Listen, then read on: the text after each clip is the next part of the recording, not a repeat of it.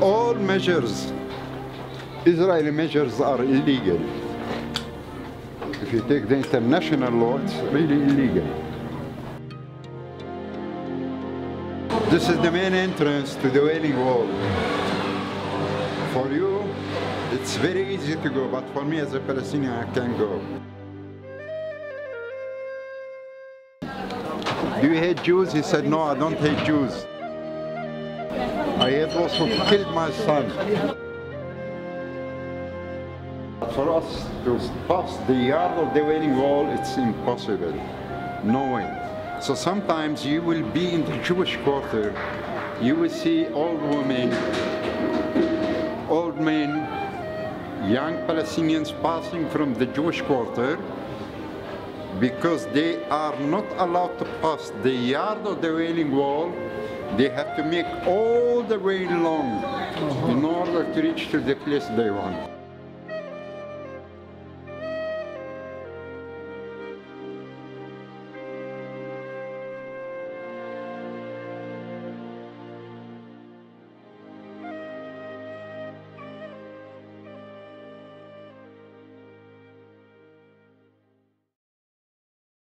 First of all, I would like to say to you, welcome in the old city of Jerusalem. I hope next time you come here, you will be in the capital of the independent Palestinian state. My name is Ali Muhammad Jiddah. I am a second generation, born in the old city of Jerusalem. My father is African from Chad.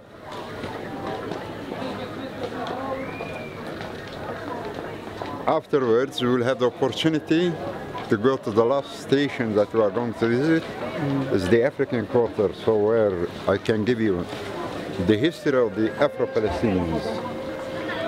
I am an ex-political prisoner who spent 17 years in Israeli jails for political activities, participating in the national struggle against the Israel occupation. Beginning of 1968, when I was exactly 18 years old, I was arrested, sentenced 20 years, of which I passed 17 years. I was released in 1985 in a big exchange of prisoners. In the meantime, I do such work as alternative tour guide in the old city of Jerusalem. What we are going to do today is not a typical tour. We are going to do an alternative tourism of the old city of Jerusalem, meaning going slowly, trying to understand, to learn, to see what's going on inside the old city of Jerusalem, what's the policy of the Israelis toward the old city of Jerusalem, what are the elements of contradiction between Jews and Arabs inside the old city. So this is what we are going to do. We begin from Damascus Gate. As you see, this is the main entrance to the old city of Jerusalem. It's called Damascus because in the past, people of the old city used to travel to Damascus, Syria, used to come out of this gate going straight towards Damascus. But if you come to the Israelis, they never call it Damascus Gate, they call it Nablus Gate. Nablus Gate also, it's true. Nablus is the biggest city in the north of the West Bank. You come out of this gate, you will be heading to Ramallah, then Nablus. Now the policy of the Israelis, they want to have Jaffa Gate as the main entrance. What's behind of such a policy? What's behind the policy of having Jaffa Gate as the main entrance? So each touristic group entering Jaffa Gate, the first station will be the Jewish quarter. So the tourists will put all the money in the Jewish quarter. Once they reach the Arab quarter, the tour guide will say to them simply, you are now entering the Arab quarter. Be careful, don't stop, don't talk, don't buy. So this is one of the means to break the Palestinians economically, to exercise pressure on them, to oblige them to move out of the old city. They are looking forward that if there will be a political solution towards the old city of Jerusalem, they want to guarantee to have majority of Jews inside the old city of Jerusalem. Okay, so let's move.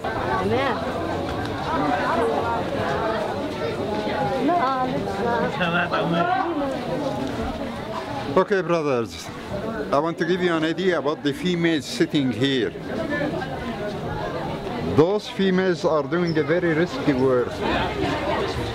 If she has no permission to be in the old city of Jerusalem, the first major, they confiscate the whole stuff. Then she has to pay a fine of money, 450 shekels. So this gives you an idea about the role of the Palestinian woman. Before having the wall, we used to have about 120,000, 140,000 daily workers in the Israeli side. After the wall, no more, they don't work anymore. So the main supporter of the family are the females. This gives an idea about the importance of the role of the woman in the Palestinian society. عافية محمد.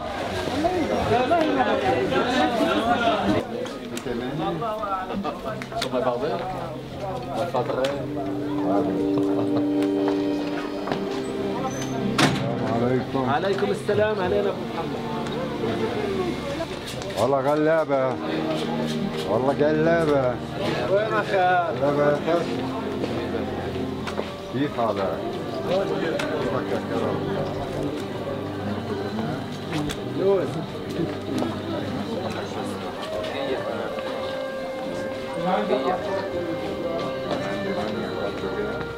Very quickly, it became evident Ali Mohammed Jiddah was very popular in the old city of Jerusalem.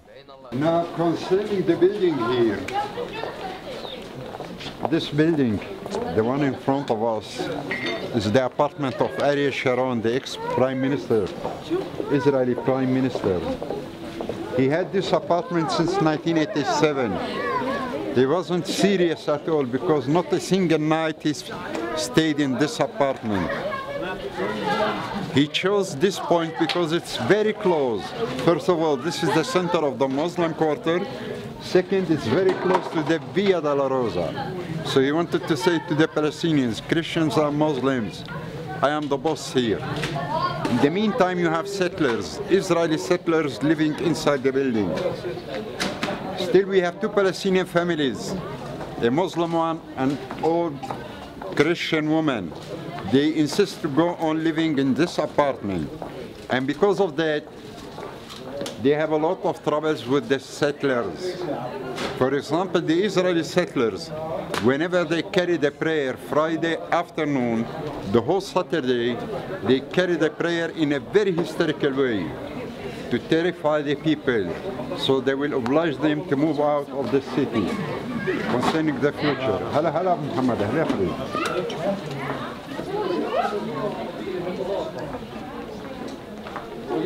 From the other side, you can see a huge flag with the big Hanukkah on top of the house, you see. Now just have a look behind you. You see the flag with the Hanukkah.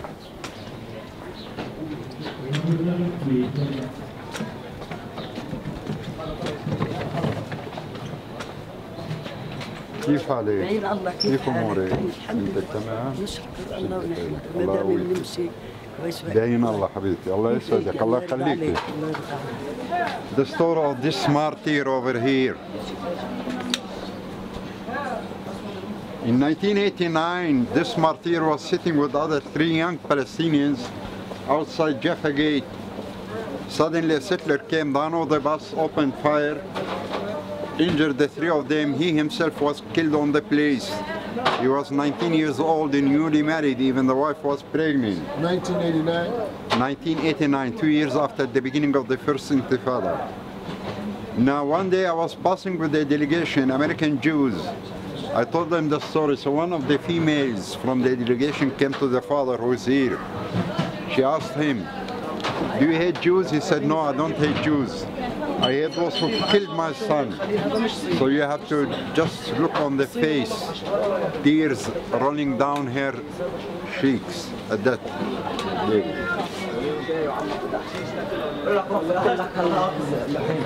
When I go with my clients,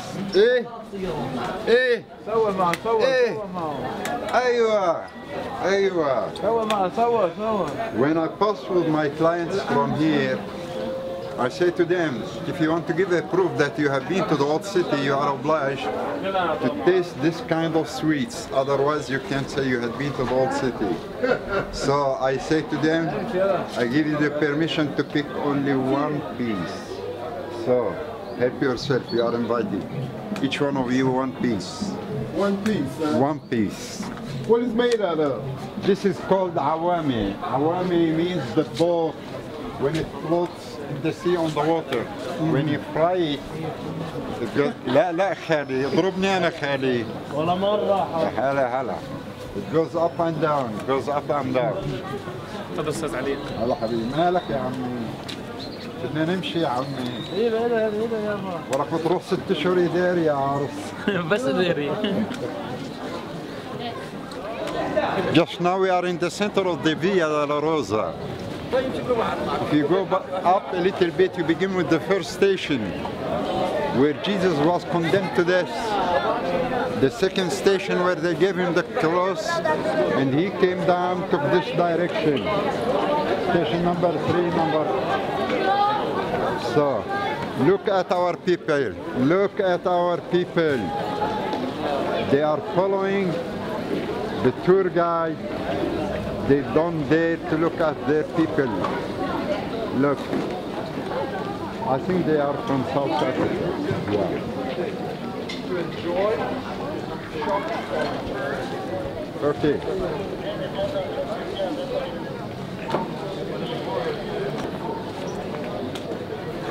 Here you have station number 3, brother. Station number 3. When Jesus was carrying the cross, he fell 3 times.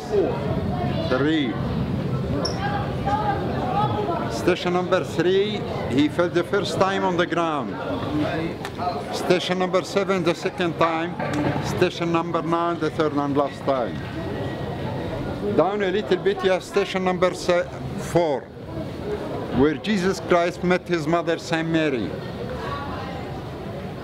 Inside you have an Armenian Catholic church.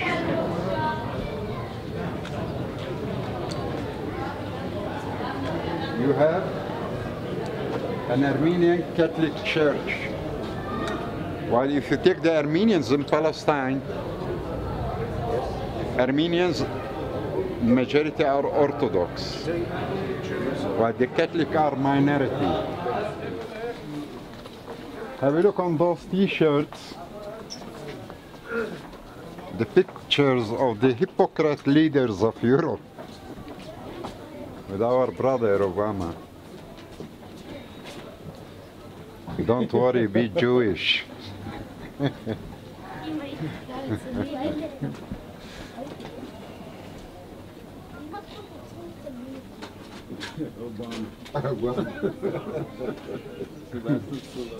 Maybe our people will be upset if I say to them what I call him. I call him coconut.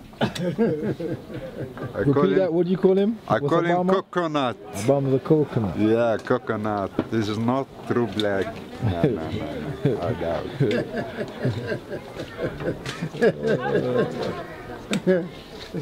You like it, this, right? Assalamu alaikum.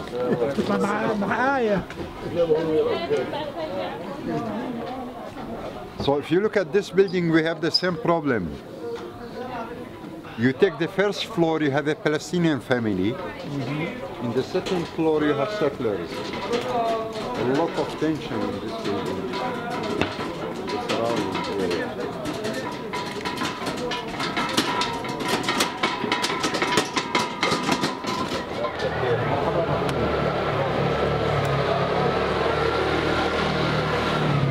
Here you have station number 5 of Simon. He's the one who helped Jesus carry the cross, went straight to the left to the Church of the Holy Sepulchre, where you have the last stations, 10, 11, 12, 13, 14, the tomb of Jesus Christ. The tomb of Jesus Christ. The church, who they call it Church of the Holy Sepulchre or the Golgotha. وين زهير؟ اسمع، أنا نازل هيك باتجاه حرب اليهود. إذا إجا أبو علي والخطايا خليهم يجون عشان أبعثه يجيب الكراسي، حكيت مع بتاع الكراسي. محل الباب الزاهي. اتصل في طوال بتشوفهم حلوين اثنين، بعدين 140 شكل الواحد. أعطاني يا ولد. روح بيع على البدر يا أنا بغير رأيي. هي بالدار لا إذا ما جيتنيش بغير رأيي. كم كيف الحال يا حجي؟ الله يسلمك يا الله يرضى عليك. Sisters here are second generation, while this brother is the third generation. Can you stand closer to them? Yeah. The sisters here, second generation. This brother is the third generation. Okay. كيف حالك؟ كيف حكوا؟ رضا خالك يقول لك. This is the brother also third generation. Third generation. And this is my creation. Okay. That one Muhammad. Muhammad is my creation.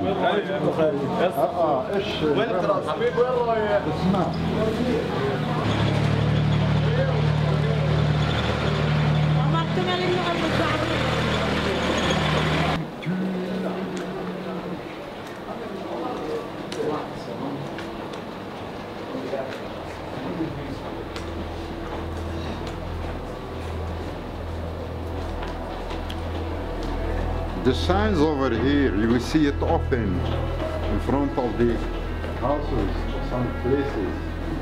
What does this mean? It means that a member of the family had been to Mecca in Saudi Arabia, pilgrims.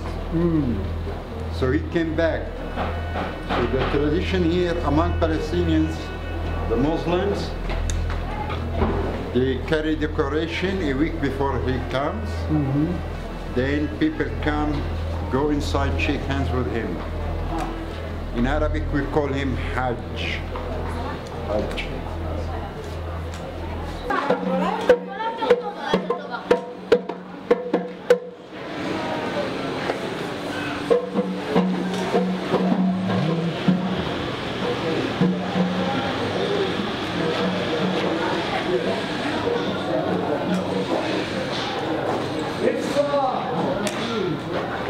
Okay, brothers.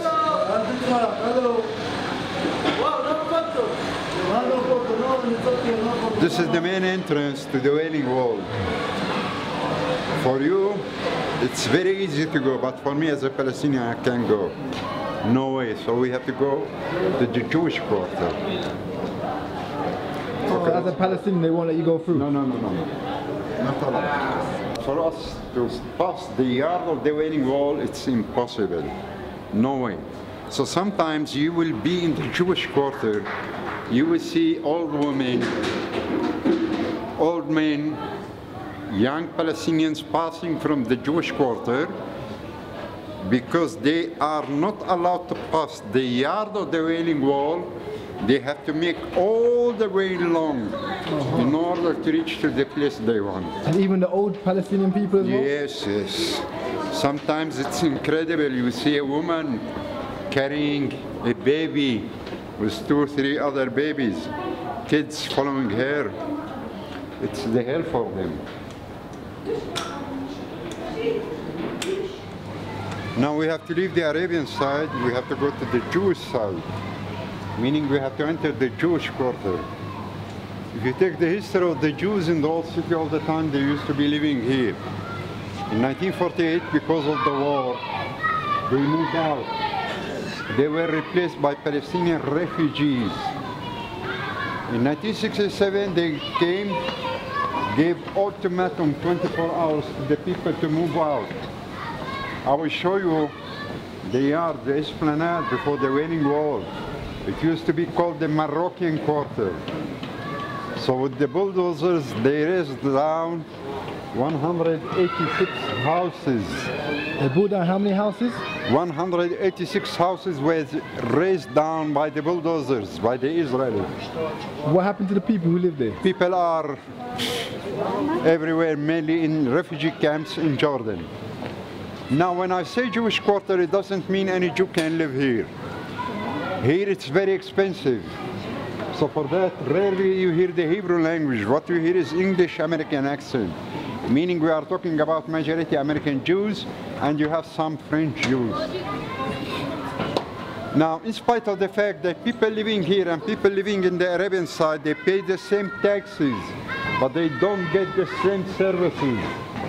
Now we go inside, you will find yourself in a very total different world from the Arab neighborhood. Everything is clean, proper. At the same time, you will find most of the buildings, the center are donations. I will show you two places, a donation from a Canadian family, Dan family. Those are two Palestinian girls. Because they are not allowed to pass the yard of the Wailing Wall, they are obliged to come here, make the turn until they reach the place where we came from, they weren't allowed to go through the Wailing Wall. No, they were not allowed to go through that way. امروا حبيبتي خايفة امروا. شو بتحكي؟ ممنوع تمروا من ساعة المكة، تضطروا تسووا كل هذه اللفة قبل ما تصلوا لمحل بيتكم إياه.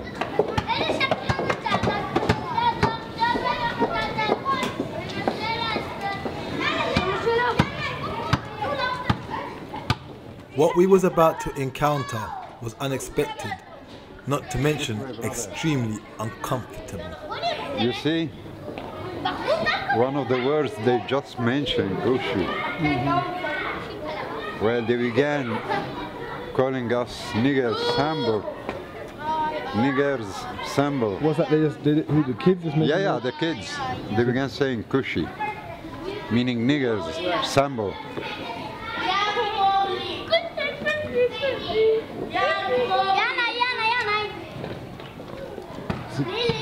So these kids are taught racism from their young then? Yeah. They grow them up to be racist. Racism, discrimination. So imagine yourself to be black and Palestinian at the same time.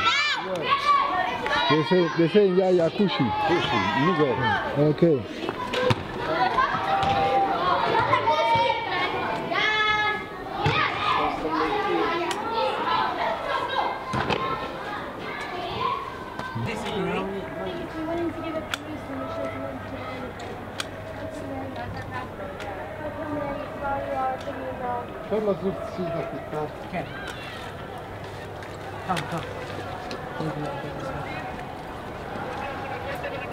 Yeah, true. The point is that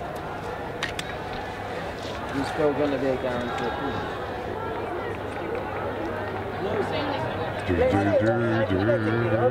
So as usual, females are discriminated. The women are discriminated, look. Dancers on the right, it's for the women, where the women carry the prayer, while on the left side, the men. So this is the yard which used to be called the Moroccan quarter, where the 186 houses were raised down. Now the bridge, where you see the tent over there, is called the Moroccan Gate. So the sitting in According to Ali Jiddah, the bridge that stood against the far wall belonged to the Moroccan community that once existed here in Jerusalem. Outside the wall we have C1 or Silo. Up the hill. The building with the 7 arches, that's the Mount of Olives. The Mount of Olives. So now let's move to the heart of the Jewish quarter, more deeper, to the center. You see the man coming now, just now, is a Palestinian. This old man. Right, coming through the Jewish quarter. If he is allowed to pass the yard of the Wailing Wall, in seconds he will reach to his place. But because he's not allowed, he has to make all the way around until he reaches his place. You see the building that I told you already? This is the building that I have told you. Brother, this is a donation from the Canadian family, Dan family. We have another building, Center for Religious Studies, also donation from the same family, Dan family. Please.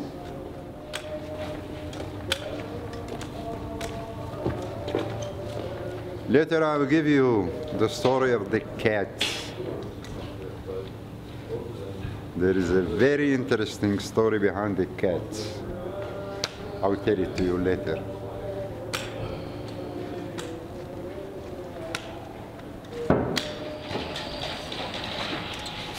Salut.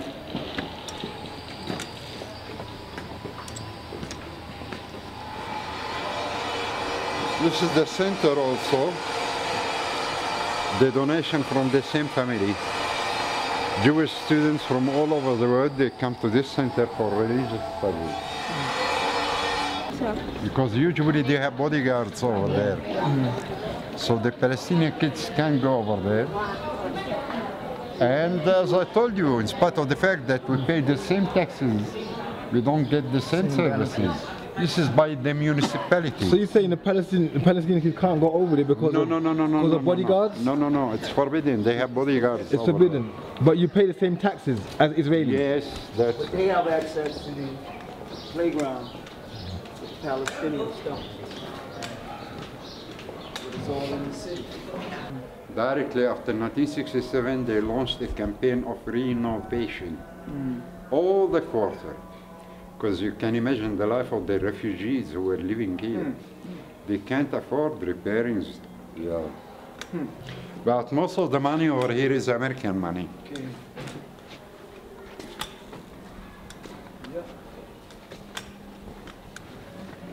Now look on the sign over here. The sign over here.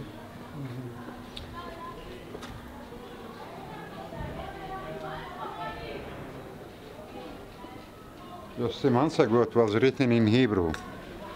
No Arabs, no bombs. Meaning if you want to get rid of the bombs, you have to get rid of the Arabs. Oh, no Arab. אין ערבים, אין פיגועים. It was written in Hebrew, they just cleaned it.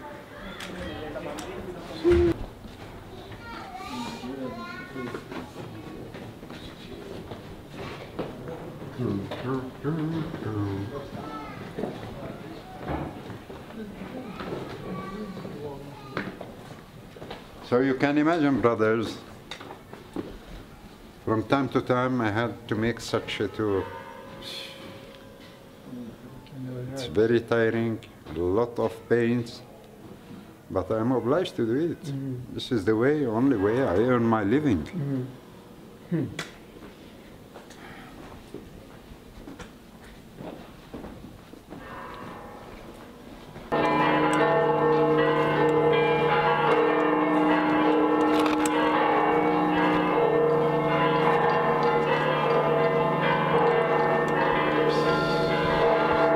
Okay, the story of the cats. We Palestinians, we can't keep dogs because Muslims believe that dogs are dirty. Economically, we can't afford keeping dogs. So what we have, we'll find a lot of cats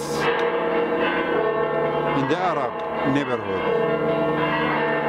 What's really interesting about our cats, they come to the Jewish quarter, passing the whole day, picking up food, passing good time.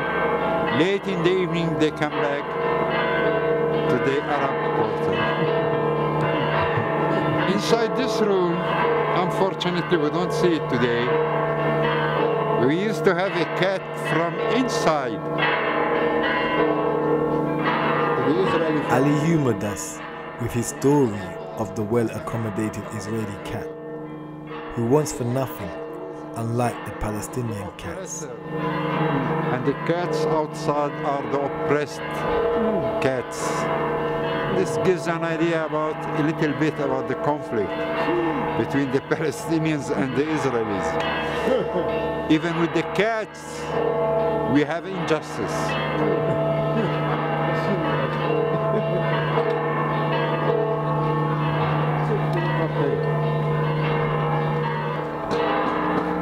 We are on top of the two main markets, the meat market and the spices market.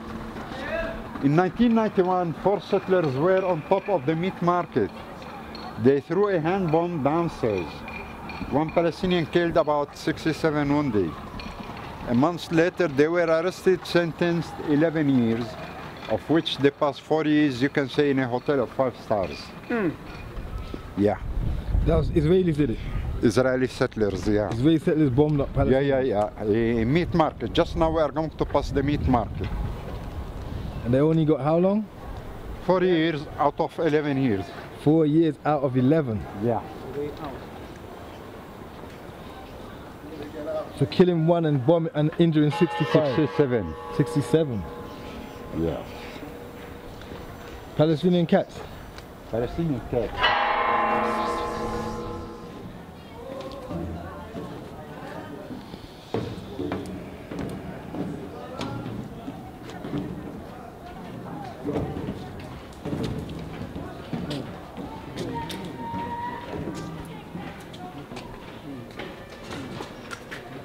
After a long walk around Jerusalem, we returned to the Arab Quarter.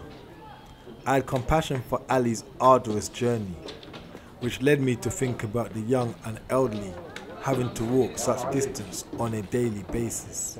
Now we go to David Street, the most important street in the old city. If you take to the left, it will lead you to Jaffa Gate. So you can understand the policy of the Israelis, why they want Jaffa Gate to be the main entrance. Meaning any touristic group entering Jaffa Gate, first station will be the Jewish quarter.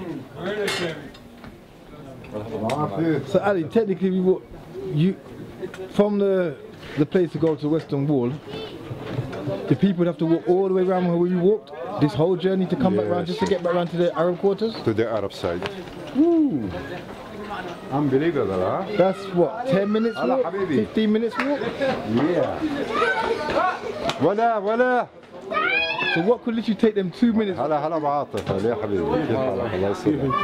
Now if you take straight ahead, you will be heading to Jaffa Gate. So Ali, what could have took them 2 minutes through towards the Western Wall? It takes them 15-20 minutes to get all the way Even around. more than 15 minutes, some of them. Depends on the age. And imagine if she is a woman and had babies.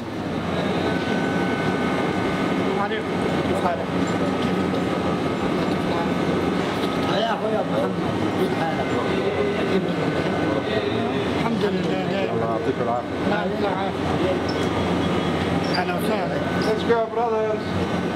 So just now we are at the spices market. This is Spices market. In the past, but in the meantime you see you have various stores.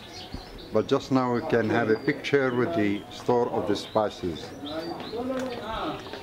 which is really unique. انفخ كمان انفخ انفخ اطباقنا حبيبنا عمك.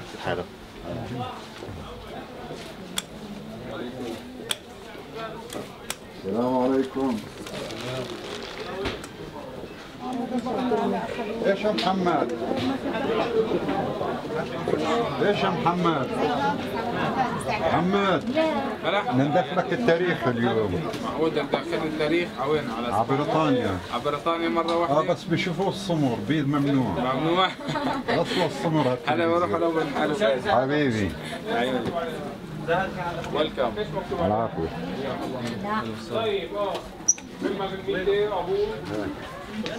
I just joked with them. I said to them, it will be shown in England, only for black people.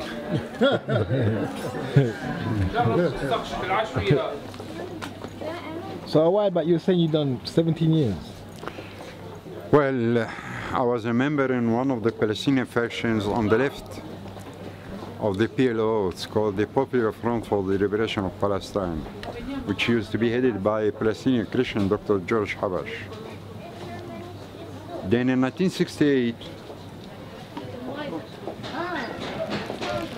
the circle of violence between Palestinians and Israelis was so wide. Unfortunately, I had to participate in that circle. I placed a bomb in West Jerusalem at Jaffa Street. 9 Israelis were injured. Well, we did it because the day before Israeli planes bombarded the Jordanian city. Many civilians were killed. Our main intention was to send a message to the Israeli civilians saying to them, if you don't protest against the brutality of your government, at the end of the day you are going to pay the price. A month later, when I was exactly 18 years old, I was arrested, sentenced 20 years, of which I passed 17 years.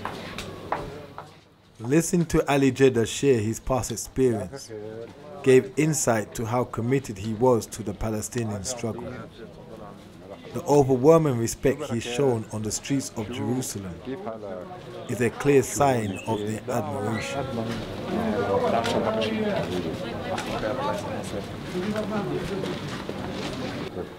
Okay, so if you have a look here, brothers, it's written in Arabic, the House of the Martyr, and the name. By the way, he was the first martyr in the first Intifada of 1987. What's really interesting about him, Palestinian Christian. A young Palestinian Christian of 17 years old. Very active he was. He was assassinated by security agents outside the walls of the old city. They claimed that he was stoning a bus of settlers. Now, a little bit downstairs, we are going to see the house of the other martyr that we have seen the picture at the shop of the father. This one is Christian, that one is Muslim. So this gives an idea that our issue is purely political, not religious.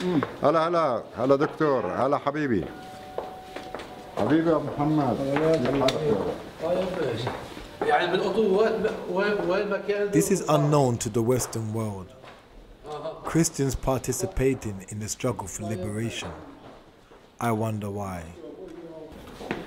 Here we are. So this is the house of the martyr that had been shot by a settler in 1989. At Jaffa Gate, we have seen the shop of his father already. This is the brother. Marhaba habibi, kif halak? You see? At that time he was 19 years old. The name is Khalid. Khalid. Yeah.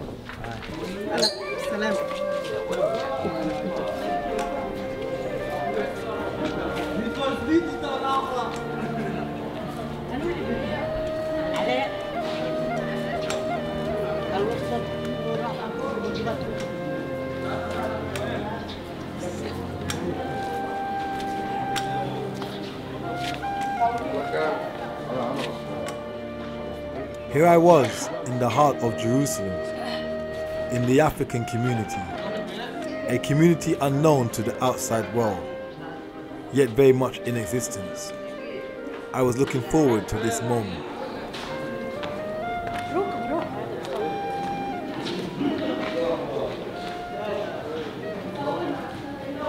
So just now we are in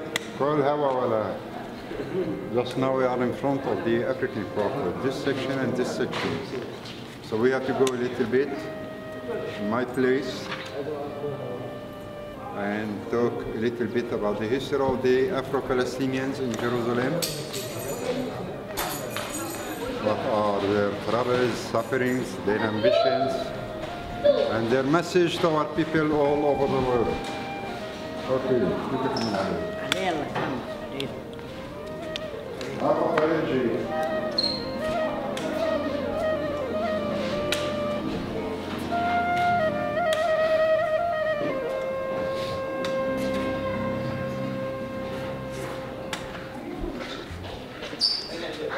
This is a picture of a brother.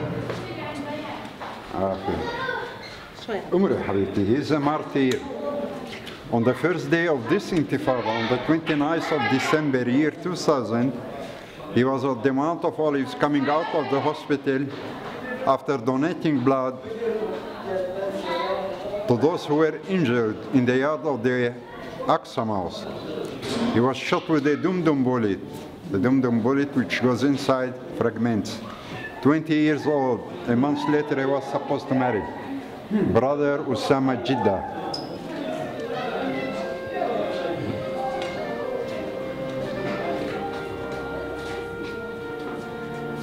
Was he in relation to you? Yeah, we are from the same family. What's his first name? Usama Jiddah. Usama Jiddah. Usama Jiddah. Mahmoud, please be careful here while walking.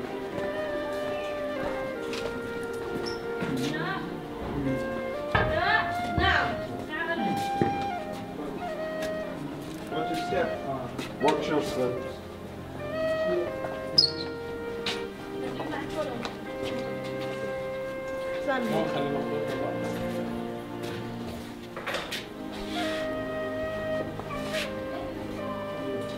Please welcome.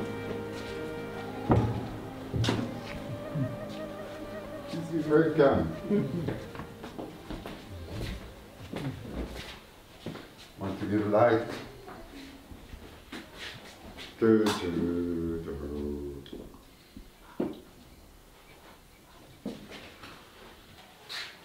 would like to say welcome at the African Quarter, which is unfortunately not on the map. And whenever you go with a tour guide, you will never hear about the African Quarter, but just now we are sitting at the African Quarter. It's called the African Quarter because if you take our fathers, the first generation, like my father, he came with a group from Chad, another group from Nigeria, Senegal, Sudan. As pilgrims, they had been in Mecca, Saudi Arabia. They came to Jerusalem, stayed in Jerusalem, began to marry from the Palestinian side. Today we are talking about the second generation and the third generation. We are about 40 families in both sections, this one and the other one just opposite. The building is very ancient. Don't look on this room because this one is new, but if you look in the one inside, it's very old. We are talking about 830 years old, being built by the Mamluks. Afterwards, we have the Ottoman Empire, the Turks. And when the Arab revolt began against the Turks, beginning of 1914 up to 1917, the two sections became prisons. Here they used to locate people sentenced to life, in the other section people sentenced to death. Then we had the British mandate. Afterwards, we had the Jordanians, today the Israelis, tomorrow. Now, if you come to me and to the second generation and third generation, ask them how do they identify themselves, we say we are Afro-Palestinians. We born here, we grow up here, we have the same history, same experience like Palestinians. Now, the way we are living among Palestinians, I think you have seen the way people respond when we go in the streets. We are well accepted, respected by the Palestinians. In the meantime, you can talk about a lot of marriages, brothers marrying to Palestinian girls, Palestinian men married to sisters from the African Quarter. I never felt discriminated because of my color. I think it has to do with our role in the national struggle. For example, if you take the first Palestinian female to be put in Israeli jails came from the African Quarter. She's a second generation, Sister Fatima Barnawi. She born here, the father from Nigeria, the mother from Jericho. She was sentenced 30 years, of which she passed 11 years. Deported, she came back with Chairman Arafat. Today she is the chief of the Palestinian police female in the Palestinian Authority. Then came my case together with my cousin. We were arrested in 1968, sentenced 20 years, we passed 17 years, then released in a big exchange of prisoners. If you take the first Intifada, most of the youth of the third generation, girls and boys were arrested for their contribution in the first Intifada. In the second Intifada we had on the first day in Martyr, the one we saw his picture at the entrance, Osama Jiddah, 20 years old. Now, if you take our position in the Israeli side, it's totally different. We feel we are under double oppression. First, as Palestinians, second, because of our color.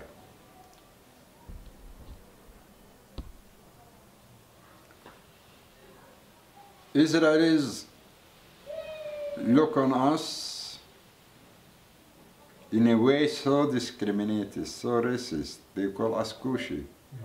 You have seen that. Which we observed today. You felt it on your flesh once we went inside the Jewish quarter. Even the young boys, the kids, began calling us Kushi. Kushi means nigger, sambo. Now, racism and discrimination in the Israeli society is an ideology. For example, you have two main groups, the Oriental ones, Faradim, and the European one, Ashkenazim, a lot of hostility between both groups. But today, among the various Jewish groups, the most discriminated are our people, those who migrated from Ethiopia, the Falasha. They brought them in here, but in the meantime, they are totally isolated. I remember in the last of 80s, there was a campaign of donation of blood. Our people from Ethiopia donated like other Israelis. At the end of the day, they found out that all blood donated by the Falasha was thrown to the garbage. Even Shimon Peres, who is the president in the meantime of the Israeli state, when they asked him about his opinion, his comment about that, he said, well, we are not sure if their blood is clean or not.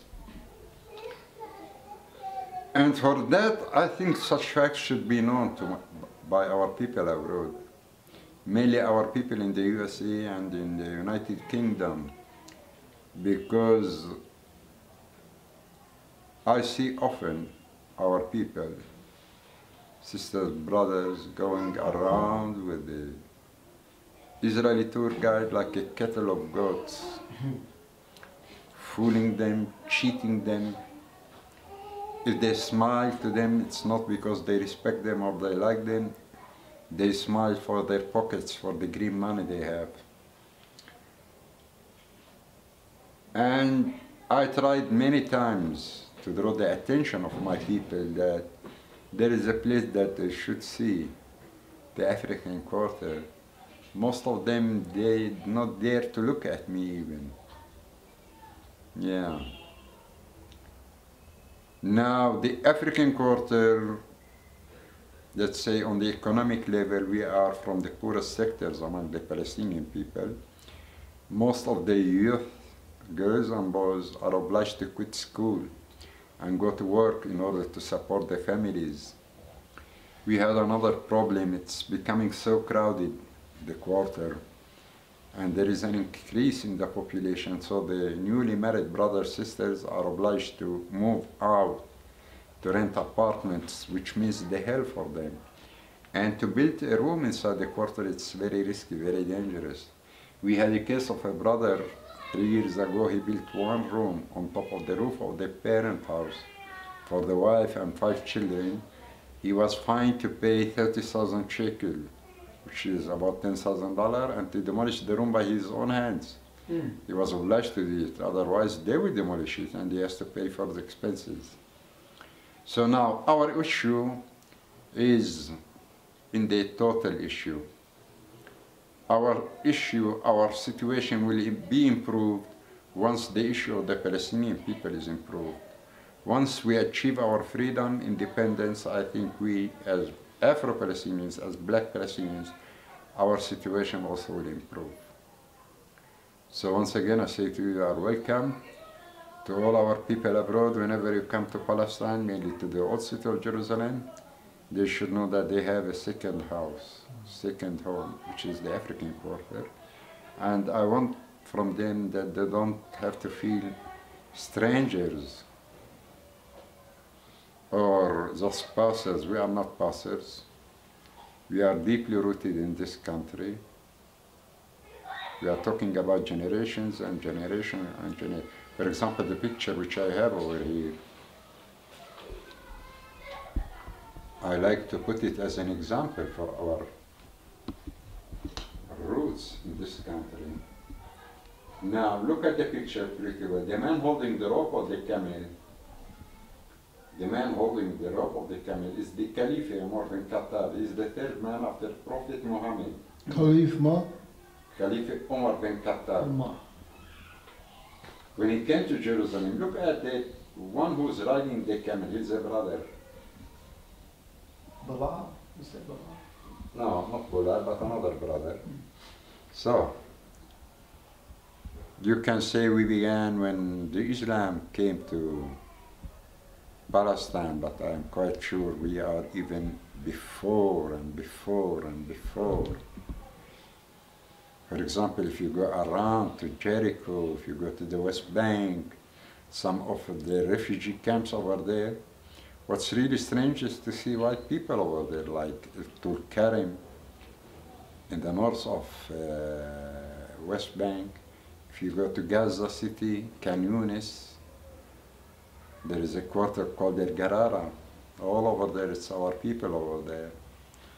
If you go to Beersheba, Arad, the Negev, Hebron, some villages around Hebron. So you say African presence dates way back before religious presence like Islam and Christianity? I am sure of that. Yeah. It's before, long ago. So what do you think? What do you think of the concept of a white Jesus? Well, you see, brother, I don't want to intervene in this issue. You see, because me myself, I have a doctrine. You have to respect the emotions of the others if you want them to respect your emotions. Mm-hmm. But to what I heard from my father, from my uncles, they look at all prophets as people from our people. They regard Jesus to be black, Moses, Muhammad, Abraham. Yeah. Now, concerning Jesus, why they look at him, and I can say logically, in a reasonable way, he was from our people. He born in Bethlehem. So I can't imagine that he was blonde with blue eyes. No. He born in Bethlehem, grew up in Nazareth, died here in Jerusalem, buried in Jerusalem. Yes. So you are welcome. Ahla wa sahla. Ali's insight to the indigenous and historical account of the African presence in the Holy Land was a perfect way to end an eye-opening tour of the old city. One thing I do know, mainstream media will never unveil such truth.